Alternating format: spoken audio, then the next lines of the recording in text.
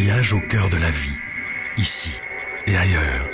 Space, en partenariat avec l'Agence spatiale européenne. Le siège de l'ESA, l'Agence spatiale européenne à Paris. David Softwood y dirige la science et l'exploration robotique. C'est un scientifique doué de pragmatisme.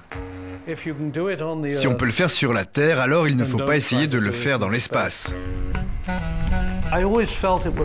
Je me suis toujours dit que ce serait épouvantable d'aller sur Mars et de se rendre soudainement compte qu'on a oublié sur l'établi à la maison l'outil dont on a vraiment besoin. À des milliers de kilomètres plus au sud, en Andalousie, la zone minière de Rio Tinto.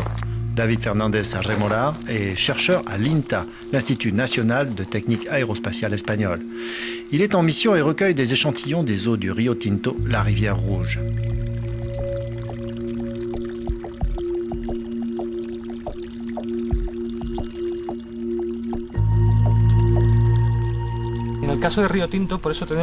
Dans le cas du Rio Tinto, ces eaux sont très rouges car les microbes en milieu très acide accélèrent fortement l'oxydation du fer.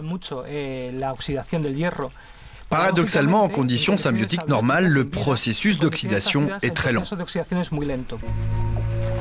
Ici, l'eau et la terre, tout est rouge. C'est la marque d'une forte teneur en minerai de fer à l'origine de la richesse des mines du Rio Tinto. Aujourd'hui, plus ou moins désaffectées, ces mines sont devenues le terrain idéal de recherche sur Mars, à la fois si semblable et si différente de la Terre. Le but est simple, chercher quelle forme de vie est possible sur la planète rouge.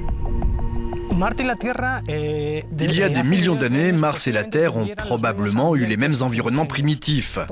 Donc si la vie existait sur Terre, on peut légitimement admettre l'hypothèse qu'elle aurait pu aussi se développer sur Mars. Le plus probable est que nous y trouvions la vie sous forme microscopique, sous forme de micro-organismes assez similaires à ceux que nous trouvons sur Terre.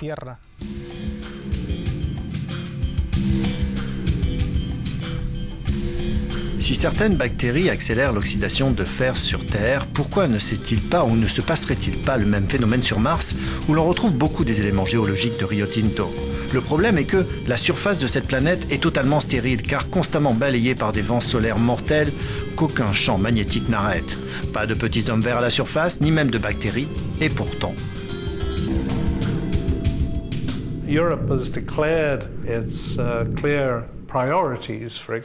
L'Europe a fait clairement état de ses priorités pour l'exploration de Mars et elles sont directement liées à la découverte de traces d'une vie passée qui serait un potentiel pour une vie à l'avenir et, pourquoi pas, dans le cadre d'une découverte idéale, la preuve de l'existence d'une vie actuelle. En harmonie avec cette volonté d'exploration, l'ESA a lancé en 2003 la mission Mars Express. Prévue pour une durée initiale d'observation d'une année martienne, soit 687 jours terrestres, la mission a été prolongée. Elle continue aujourd'hui à cartographier Mars et à y rechercher la vie et son corollaire, l'eau. Si on regarde la surface de Mars, on voit qu'il y a eu des liquides. Dans de nombreux endroits sur la surface, on a des preuves de choses qui ressemblent à des rivières, des structures que l'on pourrait voir dans le lit asséché d'une rivière, mais, et c'est frustrant, on ne voit pas d'eau.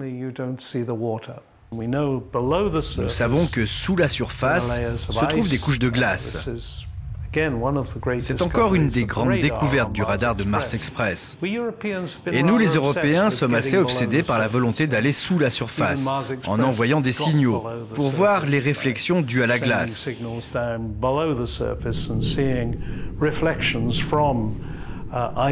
Je crois que le défi qui nous est proposé lorsque transposé sur une planète comme la nôtre, où la vie existe uniquement grâce à la présence d'eau, c'est de comprendre où est allée cette eau. Et où est donc passée l'eau et sous quelle forme? Voilà une première inconnue. Puis, Mars Express a fait une autre découverte capitale, du méthane. Ce gaz est constamment généré à la surface de Mars. Cela pose encore une deuxième question en attente de réponse. Le méthane est normalement associé avec une activité organique sur la Terre. Si on met du méthane dans l'air, il disparaît très rapidement grâce à la lumière du soleil. Nous savons donc que si nous trouvons du méthane, il doit être constamment créé. J'aimerais qu'il n'y ait qu'une façon de créer du méthane, parce que si c'était le cas, nous aurions la preuve que la vie existe sur Mars, ou au moins une activité organique. Malheureusement, l'histoire est plus complexe. Le méthane est aussi produit par d'autres processus non organiques, tels les volcans par exemple. Et les volcans sur Mars sont impressionnants, tel le mont Olympe avec son cône de cratère de près de 24 km de hauteur. Un monstre, certes, mais un monstre inactif car toute activité volcanique a cessé depuis longtemps sur Mars. Alors, d'où vient le méthane ?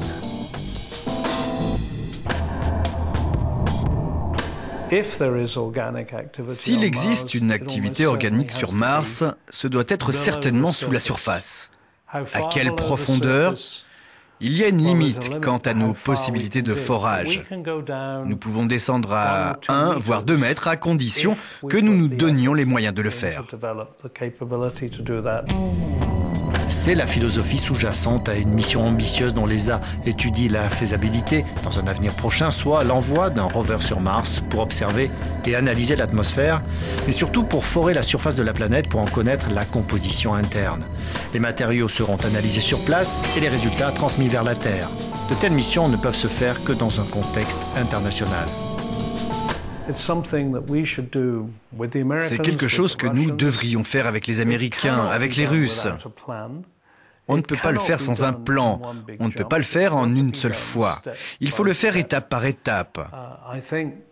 Je pense que nous avons commencé ces étapes. J'aimerais juste que les étapes soient plus rapides. La mission de forage de l'ESA serait la pierre angulaire des missions d'exploration actuellement en cours. Mars Express est toujours en orbite, en compagnie de Mars Orbiter Explorer de la NASA. Sur la surface, ce sont les 2 petits rovers, Spirit et Opportunity, ou encore la station fixe Phoenix, tous américains. Mars elle-même semble assez inactive désormais. Son passé était certainement actif.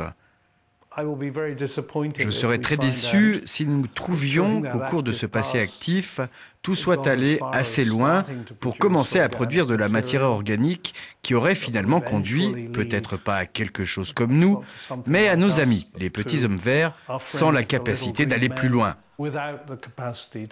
Et pour moi, et ce n'est peut-être pas un raisonnement scientifique, si j'ai une préférence, c'est de considérer le potentiel plutôt que le passé. Fouiller le passé, le présent et pourquoi pas le futur de la vie organique sur Mars, c'est aussi ouvrir les portes de l'étude d'un cycle qui permettra de comprendre l'évolution de la vie sur Terre, ainsi que de prévoir ses méandres et ses écueils éventuels dans le futur.